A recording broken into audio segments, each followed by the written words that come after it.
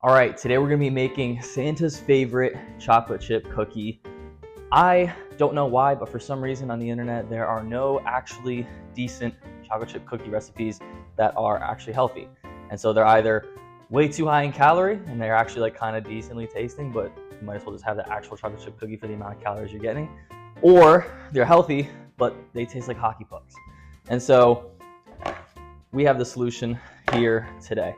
An actually healthy, good tasting chocolate chip cookie that'll make even Santa happy. Before we get into the ingredients, we have a preheated oven at 350 degrees Fahrenheit, and we lined a baking sheet with parchment paper and some nonstick cooking spray. So time to just assemble all of our ingredients. And so these are all the ingredients right over here, and it's all just gonna get mixed up in the same spot. So we have protein powder, start of the show. Use a vanilla-based protein. I'm using the white chocolate spice from Axe and Sledge. You can use code WORDSIC10 to save you 10% off if you do so wish. If not, find your favorite vanilla-based protein powder. So we're gonna go with 2 scoops protein powder in there. Protein powder, if you don't know, very similar texture and consistency as flour, and so that's gonna replace a lot of the flour that we're going to be using, pretty much all of it, and it'll still keep the cookie dry, capture a lot of that moisture, so the cookie's actually moist. And so depending on the type of protein that you use, whether that's whey, isolate, casein, whatever it might be, it'll change the consistency of the cookie. So I'm using, because this is a whey protein, I'm going to use 2 scoops of that, and might have to make it a little bit more moist with our wet ingredients. But we've got our protein powder in there. Then I'm going to be using this PB2 chocolate chip cookie mix. And so typically this is a peanut butter substitute. However, they actually just came out with a cookie mix. And so that'll be really good for our chocolate chip cookies. It is made from peanut protein, and it removes a lot of the excess oils that come from peanuts. So it just basically powderizes peanut powder. But I guess they made a cookie mix out of it. So we're gonna be using about half of this jar. It's about the size of my hand, but that comes out to about 1.5 cups of this cookie mix here. So we're gonna be putting that in the bowl.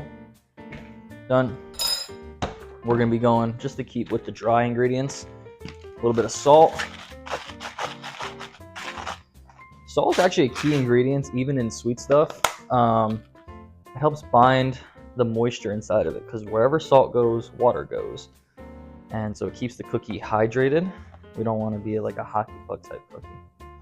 Then we're going to be going in with some baking soda, and it is important to use baking soda, not baking powder, for cookies, or else you get that like super cakey rise in a cookie, which I like the moist ones with like this soft chewy center, which you won't get that if you use baking powder. So we're going to go with baking soda, just 1 teaspoon of this, teaspoon of baking powder, and that's it for our dry ingredients. So I'm just going to give that a little mix.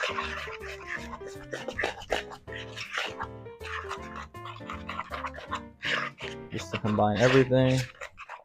Should look like just a normal powder. Then we're going to be going in with 1 egg.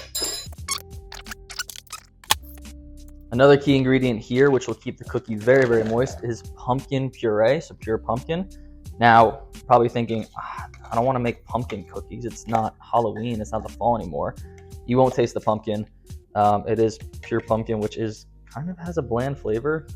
But we're just going to go in with about 1/4 cup pure pumpkin right there. That'll keep the entire cookie moist, and you won't get any of that taste. It'll taste like a normal chocolate chip cookie. It's more for texture, but still very important. And that is almost it. These last 2 ingredients, the chocolate chips, which are stevia, and so it takes away all the calories from normal chocolate chips there. It still gives you a chocolate chip flavor. We're gonna be adding that after, but let's first just kind of mix this in. I like to add in our milk as needed, because like I mentioned before, each protein powder is different depending on the brand, the type. And so I'm just going to add in as need be until you find a consistency that's cookie batter like, which I'll show you what that looks like in a second. But obviously this isn't going to mix up entirely because we don't have our milk. So we're just gonna add as need be. This is Fairlife milk, non-fat milk. Basically, you can also use skim milk or almond milk, any low-calorie milk. If you use whole milk, just know that it has more calories in it. There's more fat in it. It's whole. It's a whole fat. This takes away the fat, takes away a lot of the calories, and it's basically all protein. So that's going in just a little bit at a time. All right, so you actually be surprised. The more you keep feeding it, the more wet it gets. And so I actually added in a little bit too much milk, so it just goes to show you really don't need a lot. So if you're in the same position as me, add a little bit more of that cookie mix. All right, we'll dry it up, not too much, but just enough to kind of soak up a decent amount of that water or the liquid of the milk. Oh, I almost forgot actually, chocolate chips and combined. Because it's stevia chocolate chips, you know, I'm not gonna say use as much as you would like, because obviously the more you add, there's still some calories in it, but you can be pretty generous with the amounts. All right, so we got our parchment paper lined with some nonstick spray onto the baking sheet. Now it's just a matter of getting our cookie dough scooped on. So it is pretty thick. Like I mentioned before, if you made it a little bit too watery, you'll be surprised how little of this milk that you actually need. If you keep like mixing it up, it'll get wetter and like more batter-like. But if you did make it too wet, just add in a little bit more of that cookie mix just to account for it when you're tracking your macros. But so what we want to do is take roughly tablespoon size scoops, or like a large scoop rather, and sort of scoop that in. It might work better if you have 2 spoons on hand.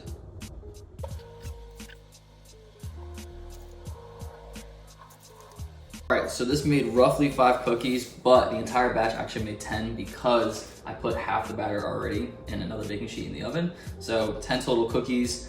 And then so when we're dividing our macros, you can just log all of it, all the ingredients together, and then just divide by 10. Makes it easy. So that's what that looks like. And then we're gonna put it in the oven for roughly 10 to 12 minutes and then check in on them as we go. All right, so it's been about 8 minutes and the cookies are done and they are looking absolutely delicious. And the key with cookies, all cookies, not just these cookies, but you wanna take them out just before it looks like they're done, probably like a minute or two, because when you take them out of the oven, they're going to continue to cook. And then also don't worry about if these ones look like they're risen a lot. Once you take them out, they'll sort of shrink and flatten out as the cooling process continues. But yeah, they look fantastic. I'm gonna let that cool off for about 5-ish minutes and then we'll get into a nice little taste test. All right, the cookies have cooled off and time to test. So I'm just gonna grab this one over here. Let's break it open for you guys. Let's just show all the cookies actually. I don't know if you see that, but yeah, comparison to normal protein cookies, these actually look like cookies. And so I don't know if you've ever seen what some of the protein cookies look like out there, but not that good. So break it open. Perfect, nice and gooey in the center, crunchy on the exterior. It's not like a hockey puck. That's a real cookie right there. And so,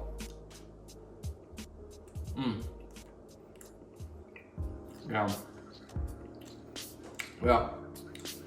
that's probably the best healthy cookie I've ever had or have ever made.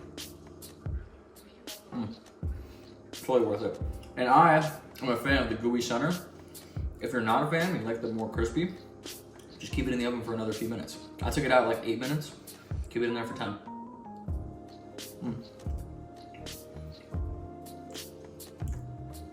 Santa's gonna be jacked this year. I'm gonna lose some weight. But anyways, that is Santa's favorite chocolate chip cookie that Mrs. Claus will also appreciate it, help him lose a few pounds. So hope you guys enjoy. I'll catch you in the next one.